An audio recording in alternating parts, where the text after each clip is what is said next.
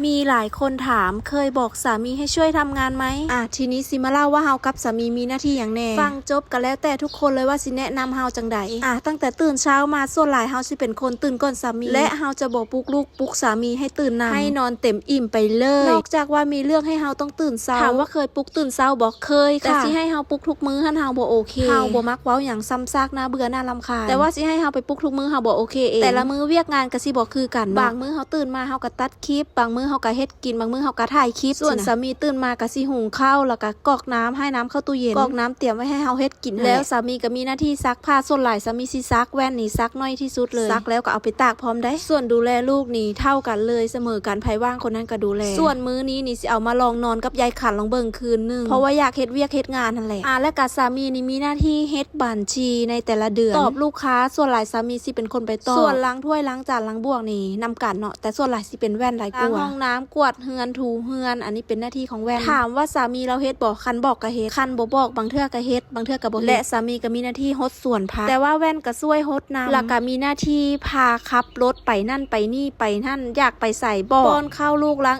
งอาบน้ำอันนี้ก็คือเฮ็ดนำกันและเคยบอกให้สามีเฮ็ดเวียกหนักๆแบบนี้บ่เคยเด้อทุกคนบอกตลอดถามว่าเฮ็ดบ่เฮ็ดถ้าเฮ็ดแบบนี้บ่เฮ็ดประมาณเข็นไป 2-3 ล้อนี่เศร้าเราบอกว่าเราเมื่อยเฮาก็บ่อยากไปบังคับเราเฮ็ดเวียกหนักบ่ได้ทุกคนมันบ่แม่นสิ่งที่เราถนัดแล้วก็บ่แม่นสิ่งที่เรามักและเฮาก็เป็นคนที่ว่าบ่มักบอกซ้ำซากหลายมันก็สิกลายเป็นการบังคับมันก็สิกลายเป็นการรำคาญมันก็สิกลายเป็นว่าเฮานี่นะจุกจิกจู้จี้ก็เลยตามใจซะเรื่องนักๆนี่เฮาก็เลยต้องเอ็ดเองสมัยก่อนเนาะเข้าใจผิดว่าสามีมักเฮ็ดสวนเพราะว่าตอนคบกันแรกๆเรามักถ่ายผักบ่ถ่ายหยังมาให้เบิ่งแต่ที่จริงแล้วเรามักกินผักเรามักเด็ดผักทุกคนและเราก็ปลูกแนวง่ายๆที่มันบ่ได้ดูแลหลายๆส่วนเฮานี่มักปลูกผักอยู่แล้วแล้วก็เฮ็ดงานที่มันหนักได้เฮาก็เลยต้องเฮ็ดเองซะคันเฮาบ่เฮ็ดแล้วไผสิเฮ็ดถ้าเฮามัวแต่ถ้าคนอื่นแล้วก็บอกให้คนอื่นเฮ็ดนำหั่นน่ะแล้วบ่ได้เฮ็ดและมันก็สิกลายเป็นความอึดอัดใจกลายเป็นความทุกข์แล้วเป็นคนนึงที่บ่มักมีเรื่องบ่มักมีปัญหาหยังอันใดเฮ็ดได้ก็เฮ็ดไปบ่อยากให้มันมีปัญหาอยากให้ทุกคนพิจารณาว่าจังได๋คลิปนี้สิด่าสิหยังมาก็แล้วแต่ขอเว้าความจริงแต่ว่าทุกคนมื้อนี้นะสามีเราบ่สบายแน่ที่แว่นเฮ็ดคนเดียวนี่สามีเป็นคนที่เซนซิทีฟสุดๆสมมุติว่ามีคนเป็นหวัดเป็นไออยู่ข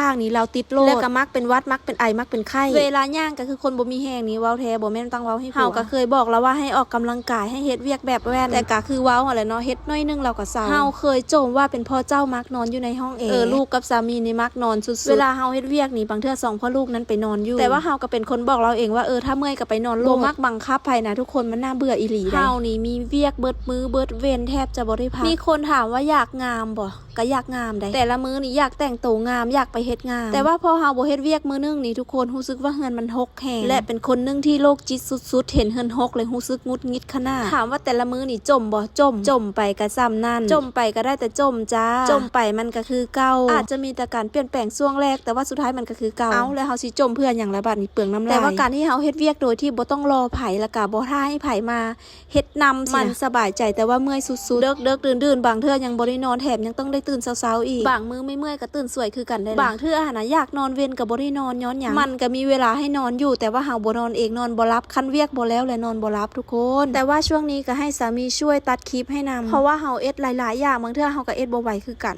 นทุกคนว่าเรื่องสวยเรื่องงามเด้อมันก็มีเหตุผลอยู่เนาะว่าเป็นหยังจังบ่เฮ็ดงามๆจะค่อยมาถ่ายคลิปนึงเลยเด้อเวลา FC เห็นตัวจริงนี่นะจังบ่ได้ตกใจหลายว่าในคลิปคือว่างามบ่เห็นตัวจริงคือว่าขี้ร้ายเทบางเทื่อเวลาฟ้าวๆสิออกไปนอกนี่นะมันบ่ทันได้แต่งตัวดอกจับกระเป๋าแล้วก็แล่นออกไปเลยแล้วก็ตื่นมาก็มีแต่ว่าล้างหน้าแปรงฟันบางเทื่อผมก็ยังบ่ทันได้มัดดอกแต่ก็มาเฮ็ดเวียกเฮ็ดงานนี่เฮ็ดเวียกเฮ็ดงานแล้วทั่วบ่ดีจังค่อยได้มาอาบน้ำแต่งตัวพอแต่งตัวแล้วก็เอาสิค่ำอีกละวันแล้วเวียกนี่มีทุกมื้อมีให้เฮ็ดทุกมื้อบ่ว่าสิเป็นปลูกผักจัดสวนเฮ็ดเวียกเฮือนเวียกซ่านเลี้ยงลูกและบางเทื่อเฮาก็อยากลิ้นกับลูกนะทุกคนยังบ่ค่อยมีเวลาเพราะฉะนั้นขออย่างเดียวเวลาที่ลูกอยู่กับพ่อเนาะขอให้พ่อนะลิ้นกับลูกกับพ่อเวลาอยู่กับลูกบ่อยากให้เบิ่งโทรศัพท์บ่อยากให้ลิ้นอย่างหลายอยากให้ลิ้นกับลูกให้สอนลูกเว้าให้พาลูกลิ้นให้พาลูกเฮ็ดนั่นเฮ็ดนี่ซ้ำนี่นะพอใจที่สุดเลยคันสมมุติว่าให้เลี้ยงลูกแล้วให้เบิ่งโทรศัพท์ไปนำนี่ก็รู้สึกบ่โอเคปานใดเบิ่งก็เบิ่งได้แต่ว่าอย่าเบิ่งหลายสรุปสามีมีหน้าที่ดูแลลูกให้น้ำเข้าตู้เย็นเฮ็ดกินบางเทื่อเฮ็ดบัญชีแล้วก็เป็นคนขับรถแล้วก็เป็นคนแก้ปัญหาเรื่องเฮ็ดเพจ YouTube อีหยังต่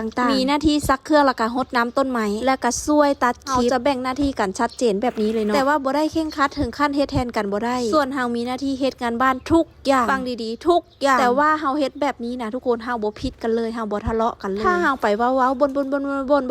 ว้านี่ผิดกันแล้วก็ส่วนหลายเด้อทุกคนเวลาให้คนอื่นเฮ็ดหยังแทนน่ะบ่ถูกใจกันเลยต้องได้เมื่อยคนเดียวคิดว่าผัวหันก็คือสิเมื่อยอยู่แต่คือสิบ่ซ้ำเฮาบ่แม่นว่าฮักเขาหลายและยอมเฮ็ดทุกอย่างเพื่อเขาเพื่อตัวเองนี่แหละเนาะแล้วก็เพื่อความสงบสุขในแต่ละมื้อแต่ละเดย์ทีนี้ก็ให้ทุกคนลองเว้ามาเบิ่งดูเว้าตามตรงโลดสิเว้าคำแห้งๆก็เว้ามาโลดมาฮับได้สิบ่ให้บ่ด่าบ่ตอบกลับบ่ยังสิฟังคำคิดเห็นของทุกคนอย่างเดียวเดี๋ยวเฮากับสามีสิอ่านเบิ่งคอมเมนต์นี้เพราะว่าเฮาก็คิดว่าเฮาถูกเขาก็คิดว่าเขาถูกเขาก็คิดว่าเขาเฮ็ดเวียกหนักเฮาก็คิดว่าเฮาเฮ็ดเวียกหนักเอาให้ทุกคนตัดสินมาเบิ่งดูบัดว่ามันสมควรและแบบนี้มันก็โอเคแล้วบ่ถ้าบ่เจอกับไผบ่ฮู้ได้ทุกคนเฮานี่ยินดีรับคำติชมของทุกคนที่ผ่านมาเฮาก็ปกป้องสามีมาตลอดแต่ว่าเทื่อนี้เฮาก็สิมาปกป้องตัวเองนำแล้วก็ยังมีอีกหลายๆเรื่องเนาะที่ทุกคนอาจจะยังบ่ฮู้ในตัวเฮาหรือว่าเฮาลืมเล่าไปบ่หรือยังเล่าบ่เบิดเป็นหยังถ้าลืมหยังก็เดี๋ยวสิมาเล่าทีหลังให้ฟังเด้อทุกคนตื่นเช้ามาก็มารับน้องเชอแม่ทุกคนเครียดบ่หรือว่าจังใดฮะพ่อแม่มารับก็บ่อยากเมื่อตอนทำอิฐนี่บ่อยากแนมฮอดหน้าพุ่นแหละพุ่น